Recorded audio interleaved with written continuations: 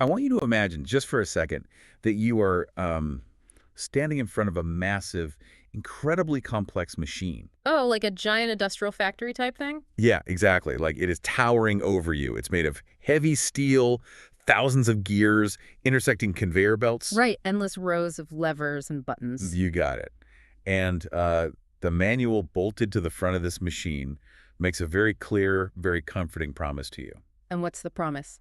It says it will process everyone who enters it exactly the same way. Equal treatment, blind justice. Oh, okay. So standardization. Right. You put raw materials in one end, and the machine applies the exact same pressure, the exact same heat, the exact same timing to every single piece. Producing a perfectly uniform result at the other end. Exactly. I mean, it's the foundational promise of a civilized society, really. The idea that the machinery of the state doesn't care who you are, it only cares what you did. Right. That's what the manual says. But once you actually step inside this machine, the reality changes dramatically. Yes, it. Well, you realize the gears, the levers, the speed of the conveyor belts, they all start shifting and like mutating depending on entirely different factors. Ah, so it's not uniform at all. Not even close. Yeah. The pressure changes based on, say, how much money you have in your bank account. Oh, wow. Yeah. The heat changes based on what zip code you happen to live in. Yeah. And the timing changes depending on who exactly is pulling the levers on your particular day. So it's totally subjective. Completely. The manual says equal, but the physical experience inside that machinery tells a completely different story. The gap between the written promise and the mechanical reality. It's a terrifying image when you realize the raw material going into this machine isn't, steel or wood. Right. It's human life. And that vast, echoing chasm between the manual and the machine is exactly what we are exploring in today's deep dive. It's a heavy topic. It really is. We are looking at the American justice system, specifically focusing on the constitutional promise of equal protection and how that promise collides with the gritty, daily reality of the courts. We've got an incredibly provocative source stack today, too. We really do. The anchor of our discussion is this highly detailed essay. Yeah, titled The Whole Machine, Equal Protection and the Inequality of Justice. And this isn't just, a philosophical thought experiment. Like, they bring the receipts. Oh, definitely. The essay backs up its arguments with hard data. Right. We're talking the Bureau of Justice Statistics, Yeah. the Vera Institute of Justice, The American Bar Association, the Brennan Center. yep, and the National Bureau of Economic Research. It is thoroughly sourced. And, the author is attempting to pull back the curtain on how procedural checkmarks, like the endless paperwork of the legal system, often mask deep systemic inequalities. Like checking a box. Exactly.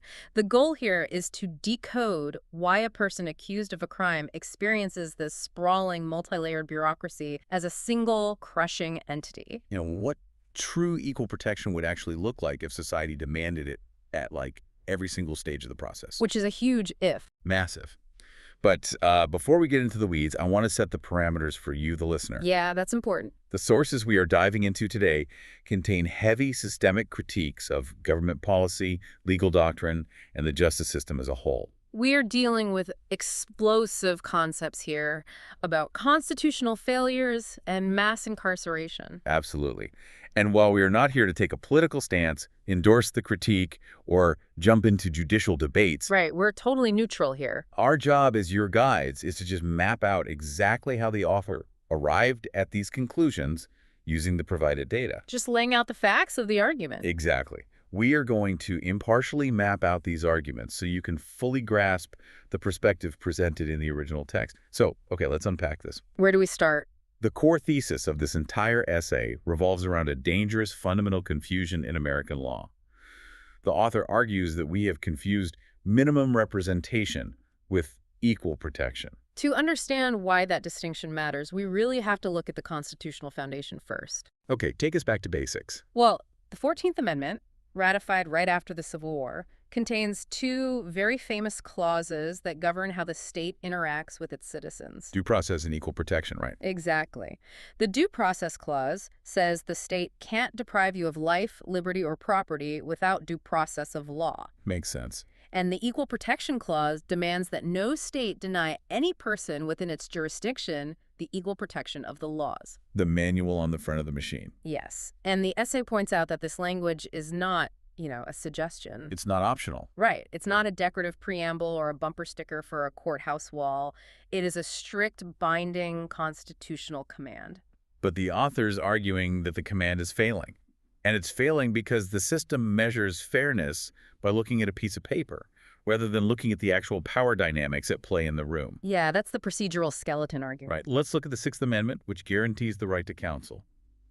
Most people know the landmark Supreme Court case Gideon v. Wainwright. Oh, sure. That's the case where Clarence Earl Gideon, a man who couldn't afford a lawyer, hand-wrote a petition to the Supreme Court from his prison cell. An amazing piece of history. It really is. The court ruled that the right to counsel applies to the states, meaning you get a lawyer even if you are entirely destitute. Gideon was a monumental shift.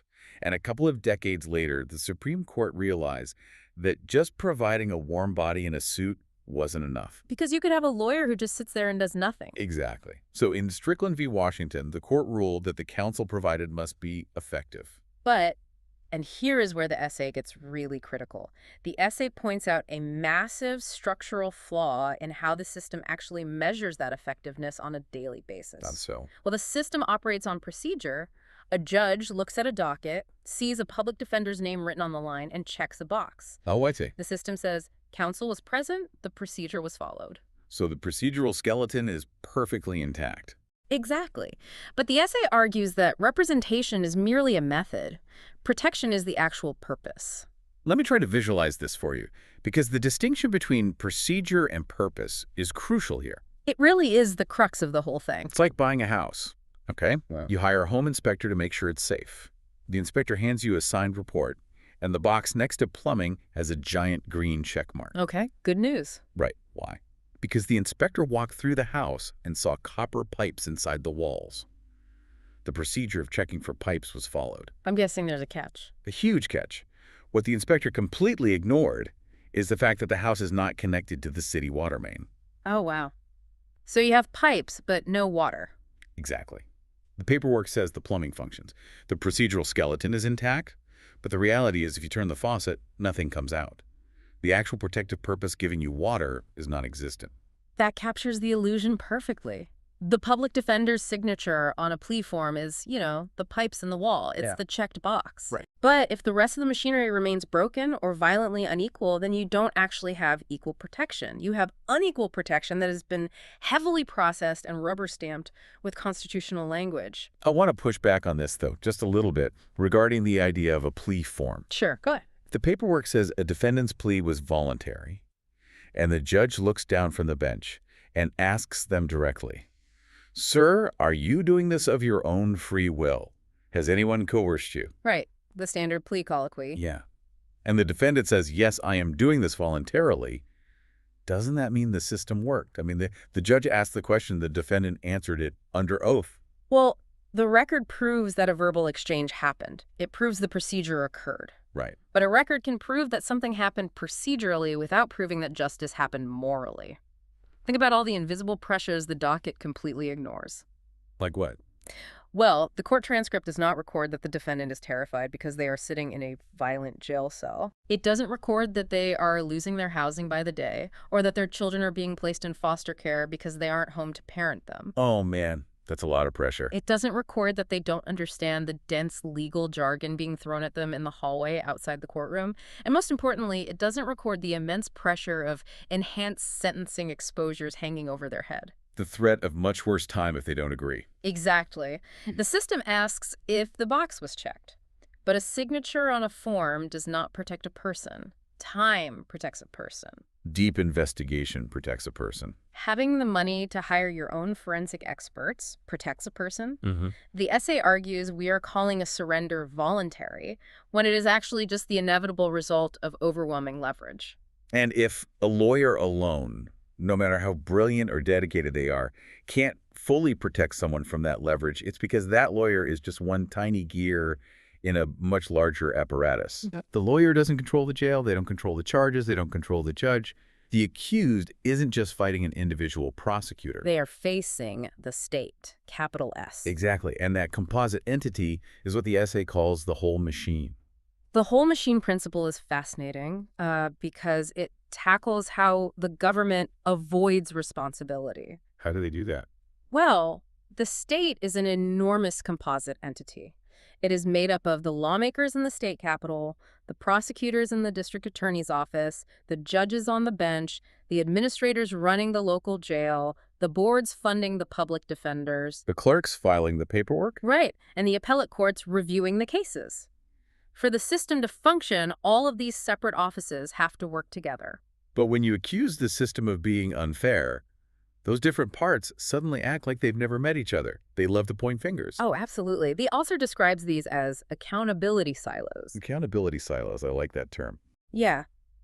When a profound inequality occurs, the system wiggles out of its constitutional duty by dividing the action from the funding or the law from the application. Could you give me an example of how that works in practice? Sure. So, if you point out that a poor defendant was railroaded, the legislature says, hey, we only wrote the penal code, we don't apply it, don't look at us. Passing the buck. Exactly. Then the prosecutor says, I only charged the case based on the laws the legislature wrote. And then the judge. The judge says, I just applied the law neutrally as it was presented to me. The jail administrator says, I just house the bodies sent to me by the judge, I don't set the bail. It never ends. And years later, when the person tries to appeal, the appellate court says, we see there might have been an issue, but we can't fix it because your overworked trial lawyer didn't preserve the issue properly on the record. Every single silo has a perfectly logical, legally sound excuse for why the inequality isn't their fault. Yeah. But what does this mean for the person actually trapped inside the machine? I mean, they don't experience these silos as separate, independent offices. Exactly the opposite. For the accused, the silos are an illusion. They experience all those separate entities as one continuous crushing force. Wow. The essay makes a powerful synthesis here. If every single office contributes just one unequal piece, like an underfunded lawyer here, a harsh bail setting there, an overzealous charging decision there, the final product at the very end of the assembly line is fundamentally unequal protection. Because it all adds up. Exactly. The state cannot chop itself up into little bureaucratic pieces to avoid responsibility for the final outcome. The whole chain owns the inequality. If the output of the machine is unequal, the whole machine is unequal. This concept of the whole machine gets even broader, and frankly more alarming when you factor in geography. Oh, the federalism aspect. Yes, we have 50 different states and thousands of different counties. Under the doctrine of federalism, states are allowed to write their own penal codes. They can decide what is a crime and how it should be punished. Which is, a core part of the American system. It is. Yeah. But the text points out a massive moral contradiction when you lay federalism next to the 14th Amendment. Right. The contradiction is that we have one national constitution. We have one 14th Amendment promising equal protection to everyone within the jurisdiction of the United States. Okay. Yet two people facing the exact same accusation can be standing in front of two radically different machines. Oh, I see what you mean. One state might look at a minor drug possession charge and process it through a public lens offering diversion programs, treatment, and no permanent record. Treating it like a medical issue. Yeah. While another state looks at the exact same substance, the exact same amount, and attaches harsh felony penalties, unpayable bail, and a punitive sentencing culture that results in years of prison time. Now, some might say, well, that's just states' rights. If you don't like the laws in that state, move. Sure, you hear that argument a lot. But the essay pushes past state lines. It looks at the federal system, which is theoretically the most unified, standardized justice system we have in the country. Right, there's only one federal penal code. Exactly. Mm. And the author cites data from the U.S. Sentencing Commission to prove that geography and pure luck dictate outcomes even when the laws are identical. The U.S. Sentencing Commission data is highly revealing. They analyze how federal judges apply sentencing guidelines across the country, and they found persistent, undeniable variations in sentencing practices. Like between different federal districts, say a district in New York versus a district in Texas. Yes, but it goes even further than that. The variations exist even within the same courthouse. Wait, explain how that works mechanically in the exact same building. Yes, in the very same building. Two defendants can walk through the same metal detectors in the same federal courthouse, charged with the exact same federal code violation by the same U.S. Attorney's Office. Okay, setting the scene. Defendant A is randomly assigned to Judge Smith in courtroom 1. Defendant B is assigned to Judge Jones in courtroom 2. basically a lottery at that point. Totally. And the data shows that simply based on the random assignment of the judge, defendant A might get probation, while defendant B might get a decade in federal prison. That is insane. Same nation, same constitutional promise, same accusation, completely different life trajectory. Federalism and judicial discretion might explain why the structure is set up this way, but as the author bluntly notes, explanation is not justification. Right? If the protection varies that wildly based on what room you walk into, it is mechanically impossible to call it equal. So we've established that the machine's output varies wildly based on who is operating it. But this inequality doesn't just spontaneously generate at the judge's bench during a sentencing hearing. No, it starts much earlier. The machinery of inequality starts grinding Right. the very second the state decides what to accuse you of. And that brings us to the immense, largely unchecked power of the prosecutor. This is a critical pivot point in the life of a case. The Vera Institute of Justice has done extensive research on prosecutorial discretion. And what did they find? They highlight that prosecutorial decision-making shapes the outcome of a case long before a jury is ever selected. In fact, it's the prosecutor's decisions that ensure most cases never see a jury at all. Because they just hold so much power. Absolutely. Prosecutors hold enormous, legally recognized discretion over screening cases, selecting the specific charges, offering plea deals, and making sentencing recommendations to the judge. I think the general public has a misconception about how charging works. How so? Well, if you watch a police procedural on TV, the cops arrest someone for stealing a car, and the person is charged with grand theft auto. Right, it feels automatic. Exactly. The law dictates the charge. You do X, you are charged with Y. Yeah. But in reality, the penal code is just a menu, That's a great way to put it. and the prosecutor is the one who places the order. That is the exact mechanism. The law provides a massive menu of overlapping offenses. For a single physical act, a prosecutor could theoretically choose from a dozen different statutes. And this is where the essay argues inequality first enters the room. Because a prosecutor looking at a set of facts for one person might decide to charge it as a negotiation. What does that mean, a negotiation? They might choose a low-level misdemeanor that allows for a path to dismissal if the person stays out of trouble. Okay, that sounds reasonable. But for another person, with the exact same set of facts, the prosecutor might look at their zip code or their lack of resources and decide to charge the case as hammer. Oof, a hammer. Let's explore that hammer. The essay uses a specific term, charge stacking. For someone who has never been inside the criminal justice system, what is charge stacking mechanically? How does a prosecutor build this hammer? Charge stacking is a tactic where a prosecutor takes a single criminal event and fractures it into as many separate legal counts as humanly possible. Can you give me an example? Sure. Let's say someone is pulled over and they have illegal drugs in their pocket and a handgun in the glove compartment. Okay, pretty straightforward. A prosecutor could just charge them with possession. But if they want to build leverage, they stack the charges. How did that work? They charge possession of the drug. They charge possession with intent to distribute based on the packaging. They charge possession of a firearm. They charge possession of a firearm during the commission of a felony. Oh my goodness. Suddenly, one traffic stop turns into a 6-count indictment. Just from that one interaction. Yes. Then they add sentencing enhancements. The goal is to turn their discretion into massive psychological leverage.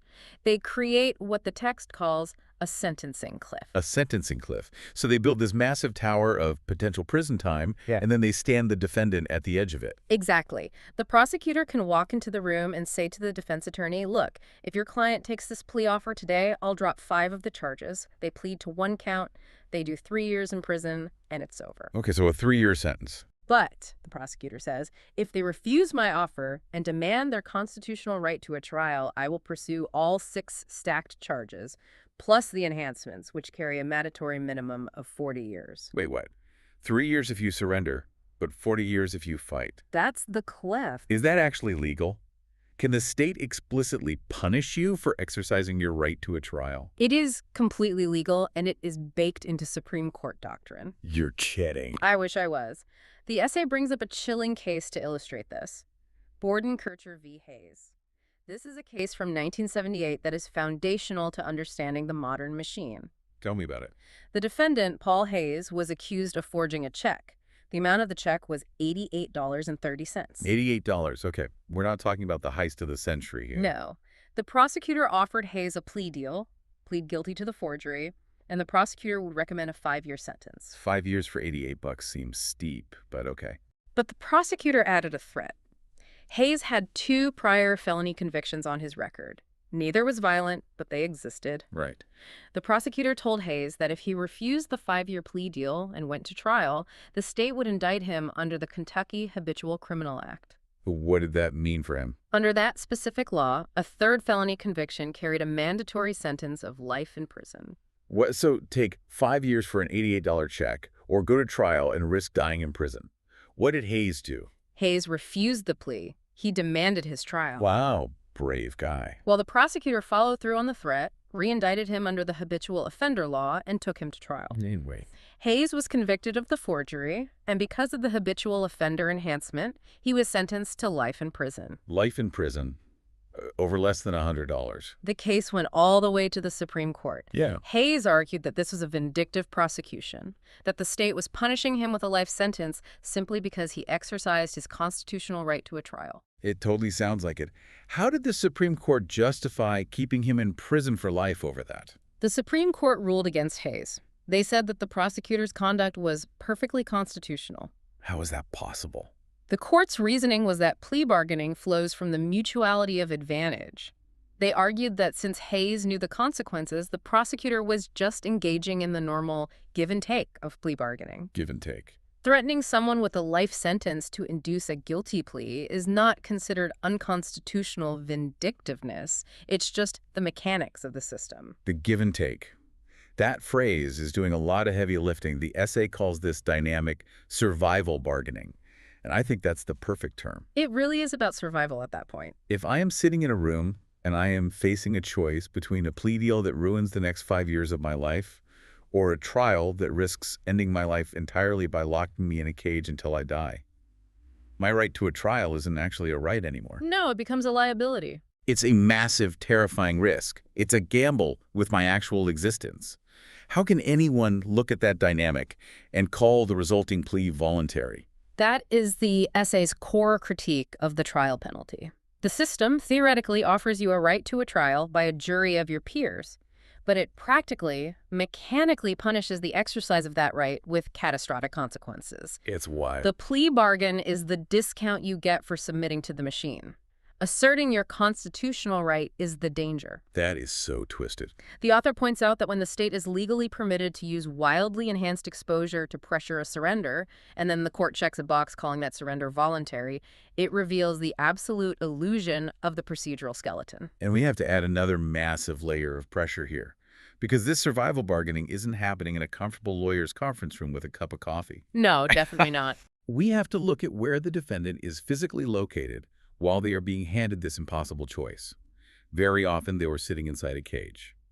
This brings us to the role of bond, jail, and the weaponization of time. This is perhaps the most visceral, physical part of the deep dive.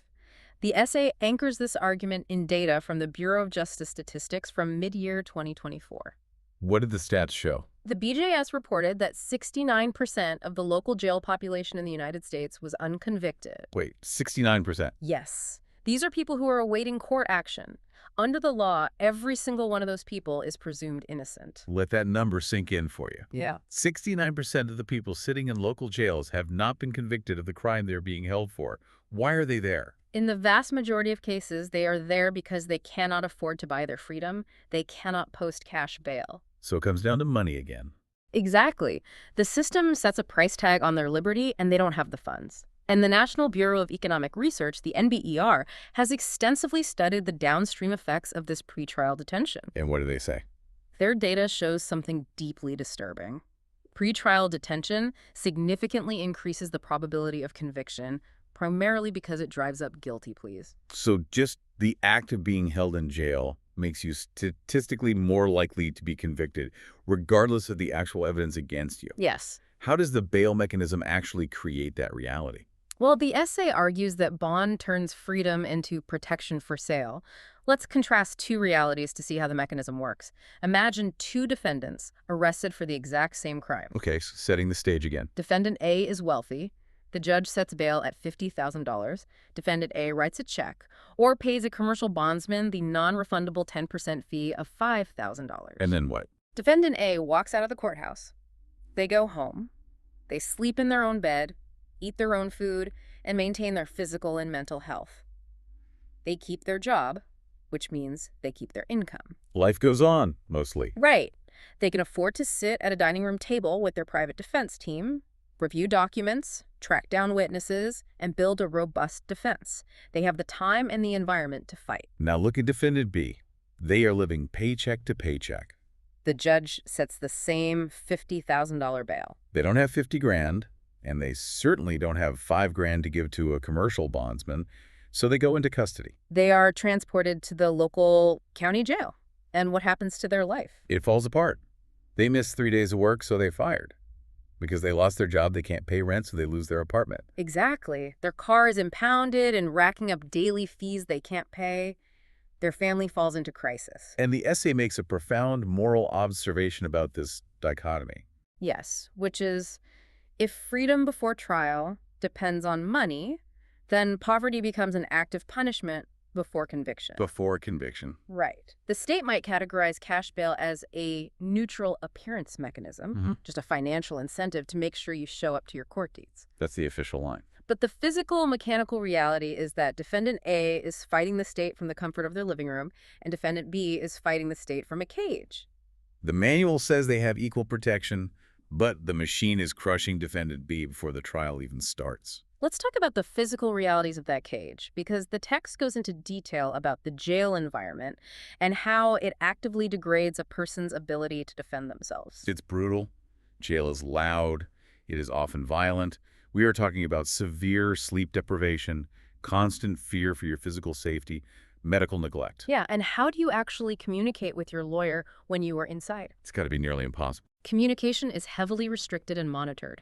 You might get to speak to your public defender through a recorded jail phone system, knowing the state might be listening. Which completely undermines attorney-client privilege. Or you talk through thick, scratched plexiglass in a noisy visitation room for 15 minutes at a time, once every few weeks. You can't gather evidence. You can't track down witnesses to verify your alibi. You're completely paralyzed. Exactly. So you take the psychological terror of the sentencing cliff we talked about earlier, the stacked charges, and you drop it on a person who is sleep-deprived, traumatized, and watching their outside life collapse. That is the coercion of the cage.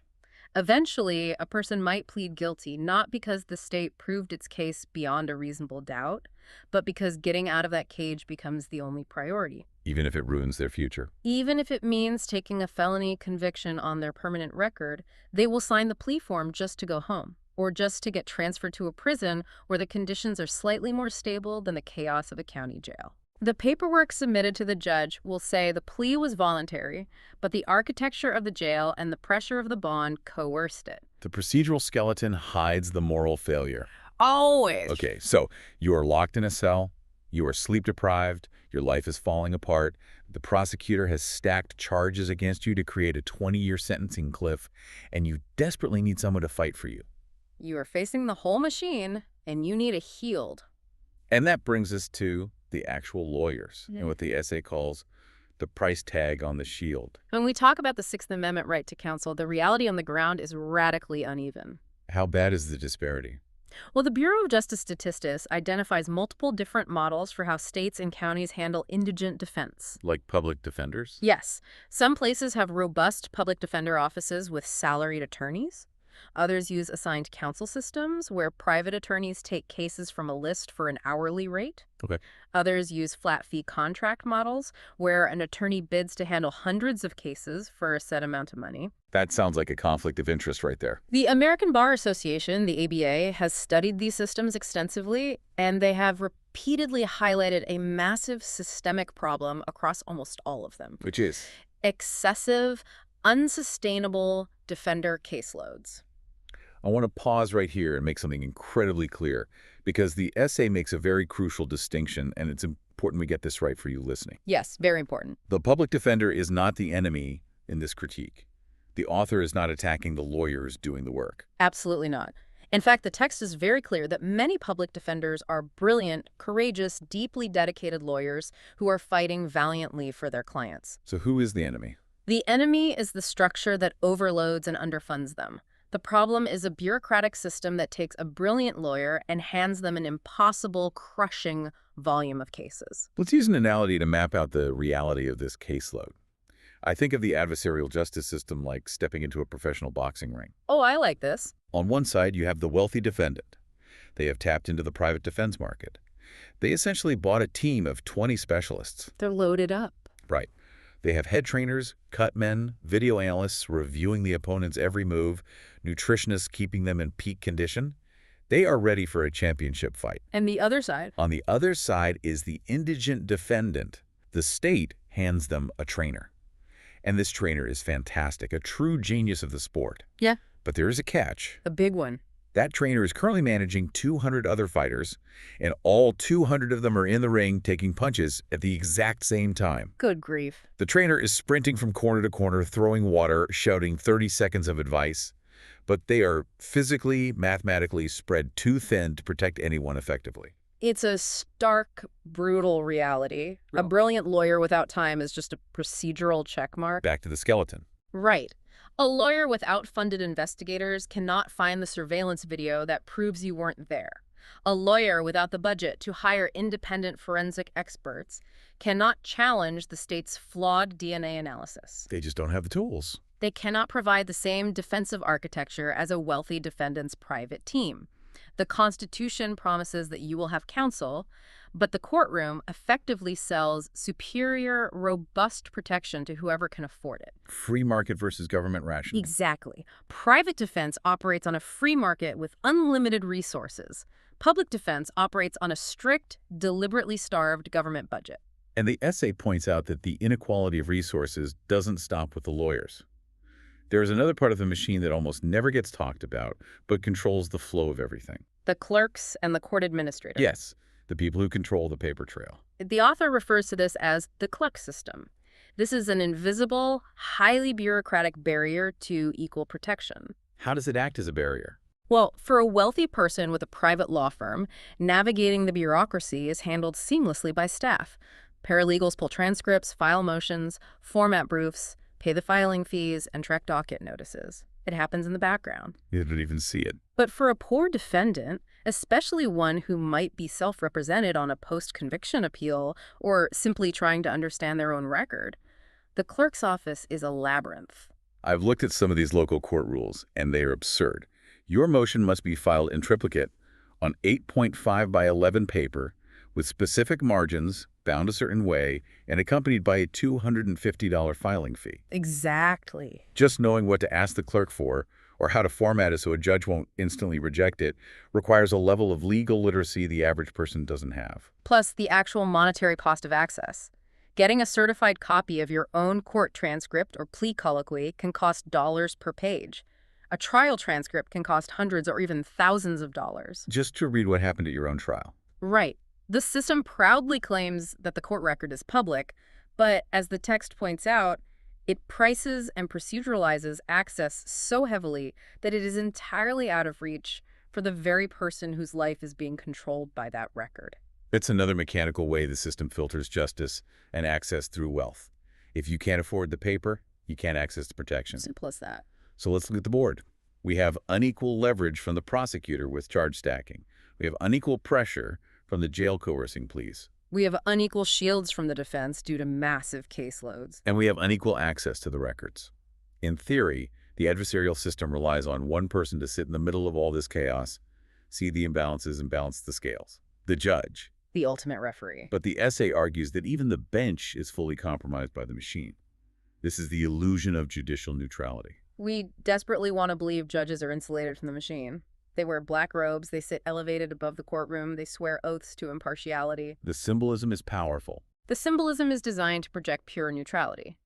But the essay strips away that abstraction.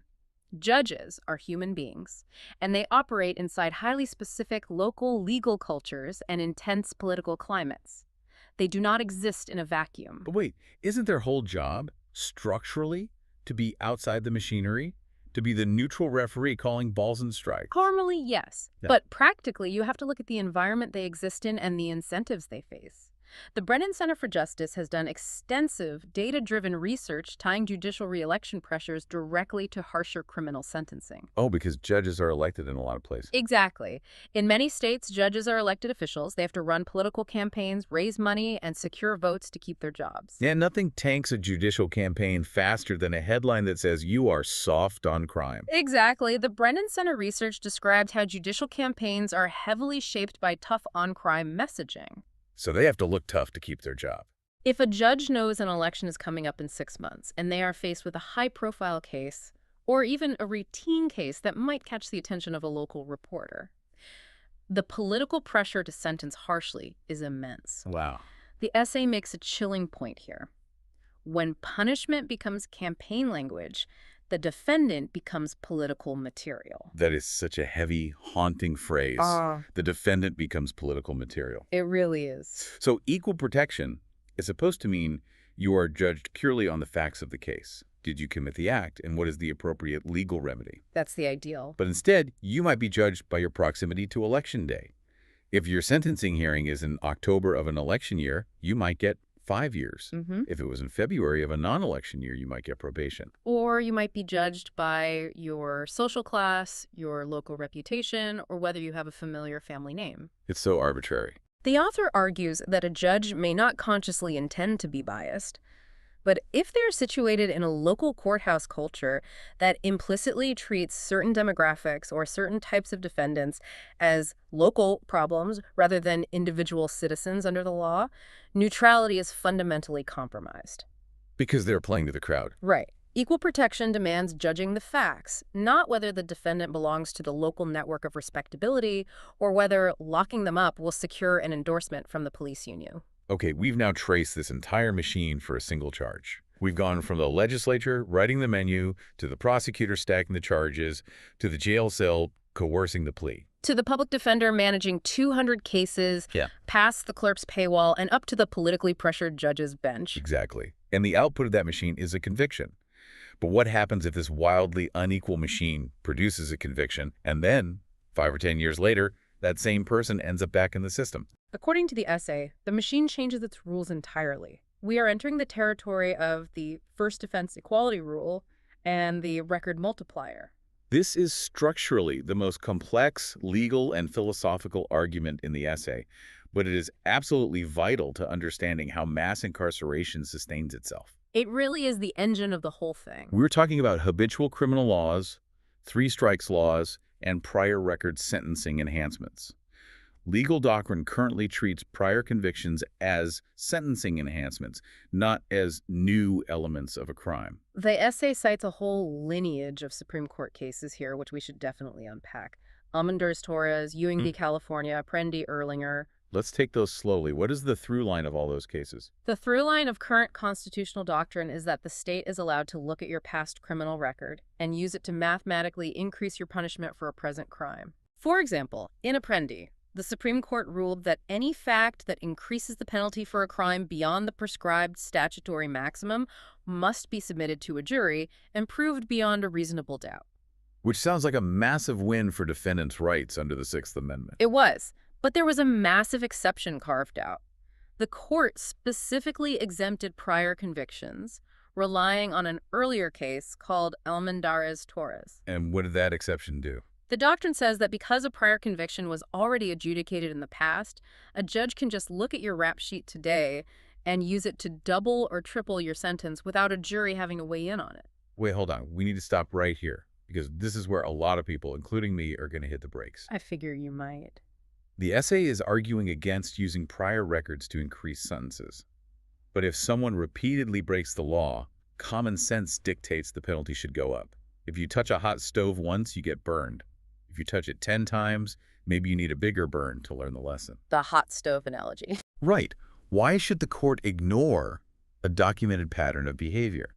That seems like a massive oversight of public safety. Right. What is the essay's philosophical argument against enhancing sentences for repeat offenders? It's a very natural pushback, and the author anticipates it. The author is arguing from the strict uncompromising standpoint of equal protection. Okay, unpack that for me. If equal protection means anything, it means that the present charge, the specific physical act you are currently accused of, should carry the exact same legal weight for everyone standing at the starting line. Right. When the state takes a charge and mathematically enhances it because of your history, they are no longer just asking what happened this time. They are asking who has the state labeled this person to be. So let me see if I have this right. Let's say two people get arrested for the exact same level of retail theft. They both stole a $500 television. Okay, two identical thefts. Person A has never been arrested before. Person B has a prior conviction from 7 years ago for burglary. The penal code says retail theft of $500 carries a maximum of 2 years in prison. Right. For person A, the maximum exposure is 2 years. But for person B, because the prosecutor files a habitual offender enhancement based on that old burglary, the maximum exposure suddenly becomes 10 years for the exact same television. Yes. The physical act is identical. The harm to the store is identical. But the legal architecture surrounding the two people is radically different. The essay argues that the state has abandoned equal protection before the facts of the theft are even tested. The sentence structure itself is unequal. That's fascinating. The law has created what the author calls a legal caste marker. It is prosecuting the person's historical status rather than just their present act. And how do they propose fixing that? To fix this, the author proposes the first offense equality rule, which dictates that every new charge must be structurally treated as if it were the first offense. Same maximum exposure, same plea leverage, same bond posture. But the essay goes even deeper into why those prior records are so toxic to equal protection, introducing a concept called the record multiplier. Yes. And reading this part completely blew my mind because it ties everything we've talked about together. Walk us through how the record multiplier works. The record multiplier is where all the previous sections of the essay crash into each other in a devastating cycle. Think about how a prior conviction is actually made in the real world. Walk me through it. Let's go back 10 years. Suppose 10 years ago you were arrested, you were poor, you couldn't afford the $5,000 cash bail, so you sat in a dangerous, overcrowded county jail. You lost your job. You were assigned an overworked public defender juggling 200 other cases who couldn't investigate your alibi. And the prosecutor. The prosecutor, seeing your vulnerability, stacked 6 charges against you to create a 20-year sentencing cliff. Okay, I see where this is going. Terrified, exhausted, and desperate to get out of the cage, you took a plea deal for a single felony charge just to get it over with. So the machine produced a conviction that was coerced by leverage, poverty, and lack of resources. Exactly. An inherently unequal machine produced that record. The procedural skeleton called it a voluntary plea. Now, fast forward 10 years later. You are arrested again, maybe for that retail theft we talked about. Right. The state looks at your rap sheet and says, aha, we have a repeat offender. Because of this prior felony, we are going to double your sentence and deny you bail for this new charge. Wow. So the state manufactures a record using an unequal coercive process where you had no real protection. Yep. And then years later, the state uses that exact same tainted record as the legal justification to explicitly strip away your equal protection the next time around. Yeah. It takes the original inequality and multiplies it into the future. Precisely. The state processes a person unequally and then points to the paper result of that unequal process as empirical proof that the person deserves to be processed even more harshly today. It is inequality compounding itself through law. The essay argues that you cannot assume a prior conviction is a mathematically pure measure of culpability when we know, objectively, that the machine producing those convictions is driven by wealth, zip code, and systemic leverage. That cyclical trap is devastating. It turns the justice system into a perpetual motion machine of inequality. It really does. But the essay knows this is a radical, sweeping critique of the status quo. The author knows that prosecutors, judges, and lawmakers will read this and have a list of defenses for why the system operates the way it does. Oh, absolutely. They see the counter-arguments coming. The final section of the text is dedicated to the rebuttals, where the source actively dismantles the common defenses of the current machinery. Let's take these one by one and really explore the arguments. Okay, the first major rebuttal the author tackles is the argument of practicality. What's that sound like? The system's defenders say, equal protection doesn't require absolute mathematical identical equality. The world is messy. No two cases are exactly the same. No two juries are the same. No two lawyers are the same. Demanding perfect equality is a utopian fantasy. That sounds reasonable on its face. Yeah. I mean, you can't clone the exact same lawyer for every defendant. How does the essay counter that? The essay actually agrees with the premise but rejects the conclusion. Oh, interesting. The author concedes that human variables exist, but the response is that equal protection does not demand identical outcomes. It demands equal protective architecture. Protective architecture. Right. It is completely unacceptable for the rules of the game to be rigged by geography, wealth, or political status before the facts are ever presented to a jury. Makes sense. We may not have identical lawyers, but we can ensure every lawyer has an investigator. We may not have identical judges, but we can stop electing them based on tough-on-crime ads. It's not about guaranteeing the exact same verdict. It's about ensuring the process of protection isn't priced out of reach or distorted by political leverage. The state has a duty to build an equal foundation, even if the houses built on top of it look a little different. That makes perfect sense. Let's move to rebuttal number 2, which deals with the money aspect. Ah, the free market argument. Right. Rich people have a right to hire counsel. We live in a capitalist society with a free market. If a billionaire wants to spend $10 million on a team of 20 lawyers to fight a tax charge, what's the issue? They aren't taking anything away from the poor defendant. The author's response to this is that it exposes a massive gaping hole in our constitutional logic. How so? The state acknowledges through the Sixth Amendment that robust legal counsel is absolutely necessary for a fair fight against the government. Right. But if the level of fairness and protection you receive scales directly and infinitely with your wealth, then society cannot honestly pretend that poor people are equally protected just because they hit some bare minimum underfunded floor. If the floor is a public defender with 200 cases and the ceiling is a private firm with limitless resources, the gap between the floor and the ceiling is where the inequality lives. Exactly. Allowing a private, unlimited defense market to operate right next to a starved, rationed public defense system means we, as a society, have accepted that protection is fundamentally a commodity. Like buying a luxury car instead of a clunker. Yes. And if protection is a commodity bought and sold, it is by definition not equal. So what's the solution?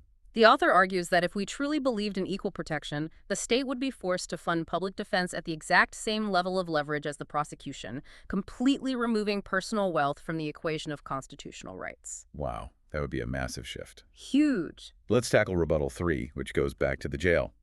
The system argues jail isn't punishment before trial. It is just a neutral holding facility. The state has a compelling interest in ensuring people show up to their court dates and don't flee the jurisdiction. Therefore, bail and jail are administratively necessary, not punitive. We addressed the mechanism of this earlier with the NBER data, but the author's philosophical response to this rebuttal is beautifully blunt. What is it? Look at the practice, not the theory. The law can call a cage a neutral administrative holding facility all it wants, but the human body does not experience it that way. Not at all. In practice, jail destroys lives, severs family ties, ruins mental health, and actively pressures guilty pleas. You simply cannot lock a human being in a violent, terrifying environment, watch their life collapse outside the walls, watch their resolve break, and then call their subsequent plea deal a decision made on equal ground. No, you can't. If the administrative tool coercing a surrender is a punishment, then it is a punishment. And applying that punishment based on a person's bank account before they have been convicted is a profound violation of equal protection. And the final rebuttal. The system defends prior record enhancements by saying, prior convictions are fully adjudicated facts. They aren't rumors. They are official judgments of a court of law, signed by a judge. Therefore, using them as enhancements is perfectly fair because they represent established legal truth. The author responds to this by attacking the premise of what that legal truth actually represents. Okay, explain that. You can certainly remember history, you can keep a record of it, but you should not use it to rewrite the present charge into a heavier legal class. Plus, as we discussed at length with the record multiplier, you absolutely cannot assume that an adjudicated fact is a fair fact if the machinery that produced it was unequal. Right, the tainted record. If we know that 95% of convictions are the result of plea bargains, Yeah. and we know that plea bargains are heavily driven by charge stacking and pretrial detention, then we know that a criminal record is often a measure of vulnerability, not just a measure of culpability.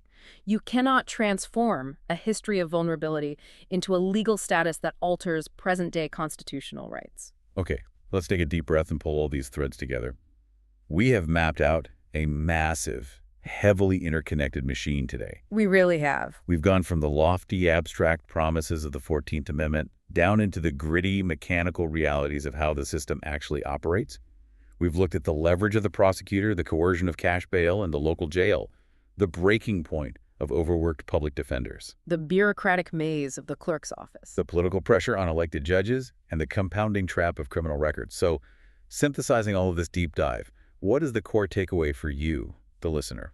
I think the core takeaway is that the deepest, most systemic contradiction in American criminal justice is that it loudly promises equal protection on paper, but aggressively distributes it unequally in reality based on money, zip code, and prior processing. And the tragedy is that the system is designed so that when you challenge it, the silos just point fingers at each other. Right. Ensuring the machine keeps running without anyone having to take moral responsibility for the output. But the authors in saying that everyone caught in the machine is innocent, right? I want to make sure we hit that point clearly. No, and it is crucial to reiterate that point. The essay makes it perfectly clear. Accountability and unequal justice can and do exist simultaneously. They aren't mutually exclusive. Right.